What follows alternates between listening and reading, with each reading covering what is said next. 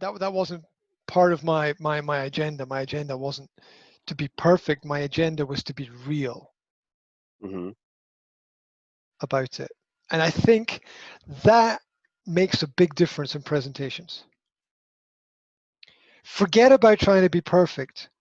Remember to be real, Mm-hmm. because nobody can take that away from you. Mm-hmm. People can take away your, oh, you missed this and you missed that, and people can criticize all of that. That's fine. But Mm-hmm. don't make it about that. Make it about being real. And if you make it about being real, nobody can take that away from you in a presentation. Mm-hmm.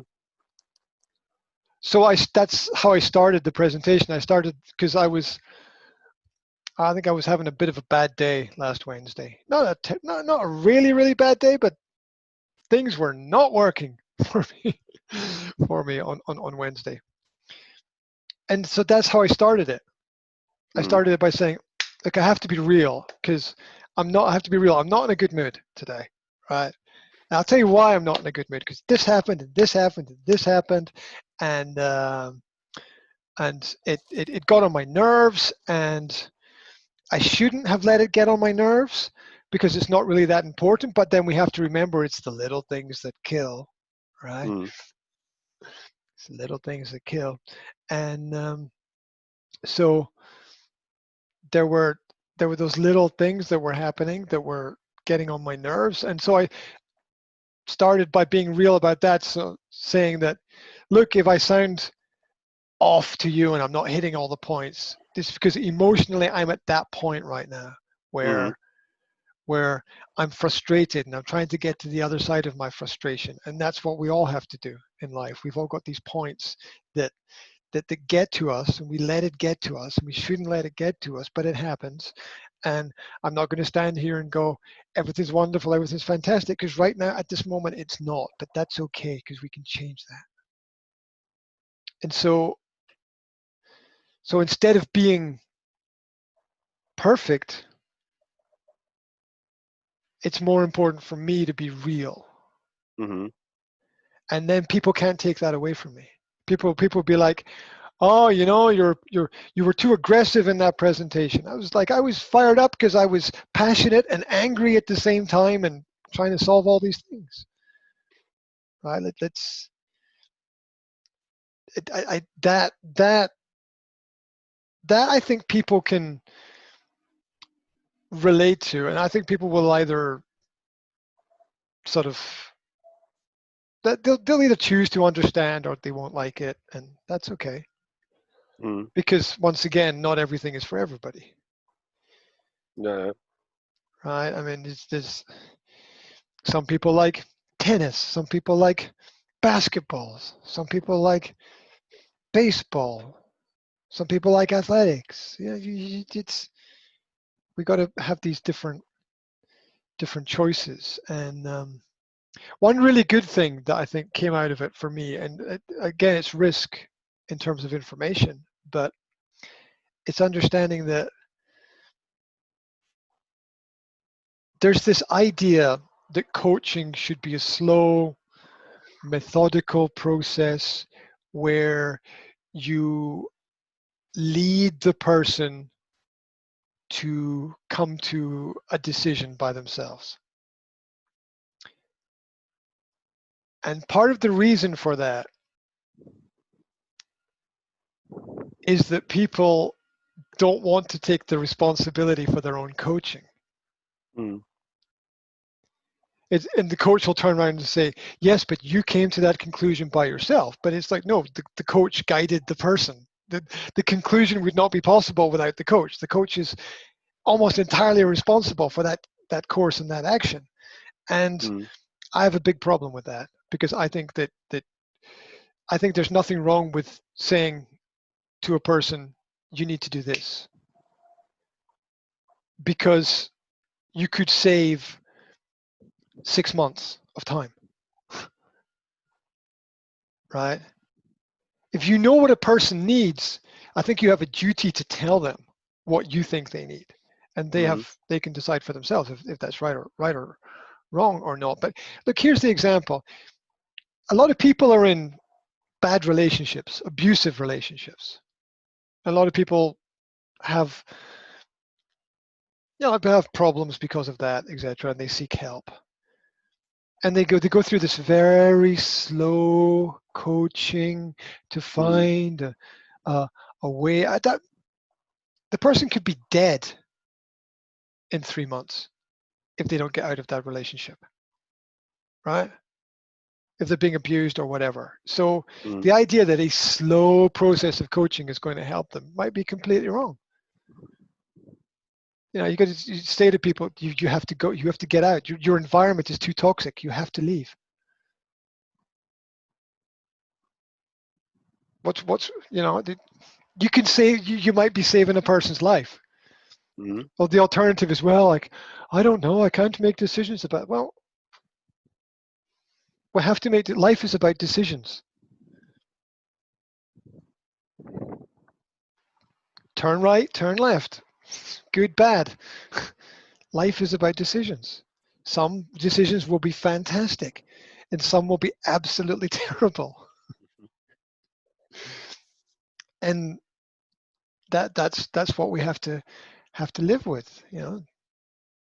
Take counsel and advice from as many people whom you respect as possible, and then make the make the decision that you need to make. But the part of a coach's job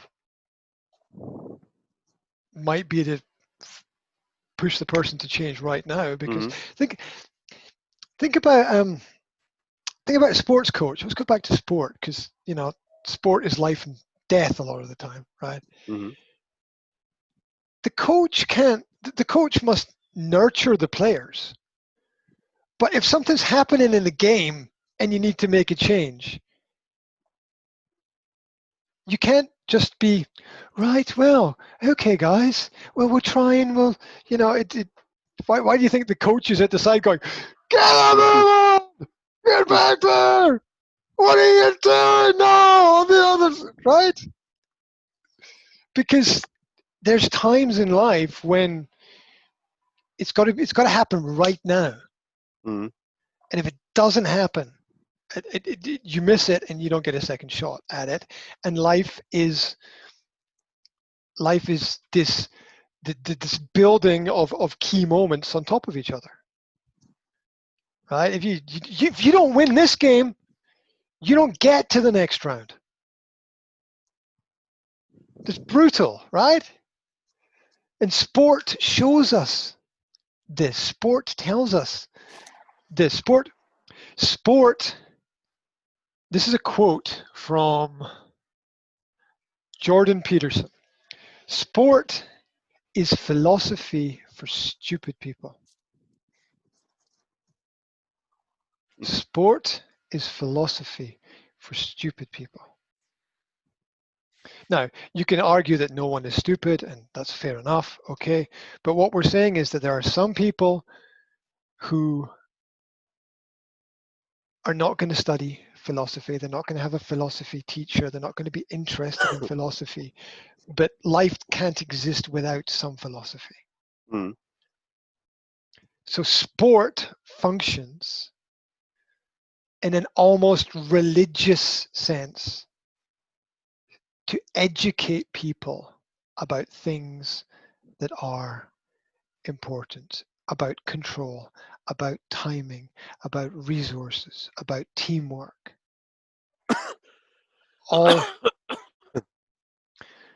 All of the key elements are in there. And so for those who want to take the information, it is there for them to take.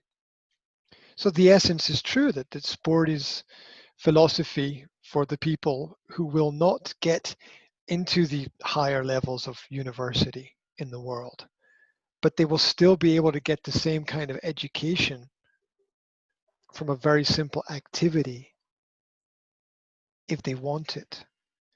It's about aesthetics. It's about grace. It's about poise. It's about human development. It's about pain. It's about suffering. All of those things are contained within the framework of the sports environment. And too many the soft emotional approach, it works for some people, and that's great. But you try applying that out in the real world in real time. How we feel right now is the single most important thing to any of us ever. And it's a lot of times we don't express completely that idea. Somebody asks you, how are you? Oh, okay, whatever, I'm okay. Right? Right, and it sort of kind of kills the conversation, because this comes from a previous coaching conversation that I had, but there's always some problem in somebody's mind that they don't want to talk about. Always, in everybody. And I know this because I did this whole series of coaching calls with people where people would say, I'm fine, there's no problem. And you just push back a little bit against that. You learn very quickly that it's not true. It's not true. Everybody has something that is bothering them. And the more open and logical and practical way that we can be about that, don't tell everybody everything, because that's too much the other way, and that's not respecting the other people. You know, there's people who will tell you everything, blah blah blah blah blah blah blah, and it's just, you're just like, stop! I don't want to know. I don't want to know. But there's always something on somebody's mind. It might, maybe it's not a big problem, but it's still a problem they have to solve. You know, what am I going to do at the weekend, or which car am I going to buy, or what I'm going to wear, or what am I going to cook, or which shop am I going to go to, or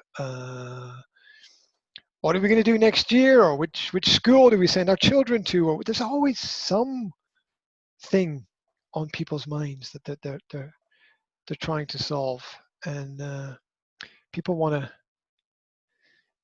not talk about it, but you have to talk about that first to get that out of the way before you can communicate about a lot of other things as well.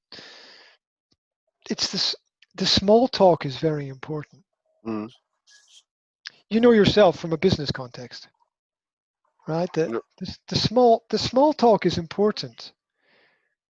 You're picking up on little pieces of information that, he doesn't look very happy. What's, you know, the little things, right? Oh, this is a nice office. You got a really nice office here. Wow, this is, you must have put some thought into this. Who was the architect? Who did? Wow, that's great, right? It's always just noticing the little details and things, really important. Or, you know, that's recognizing what other people have done and appreciating it in a real sense matters. And it's how we build connection with people. I think as well, by asking them to share more about their experiences.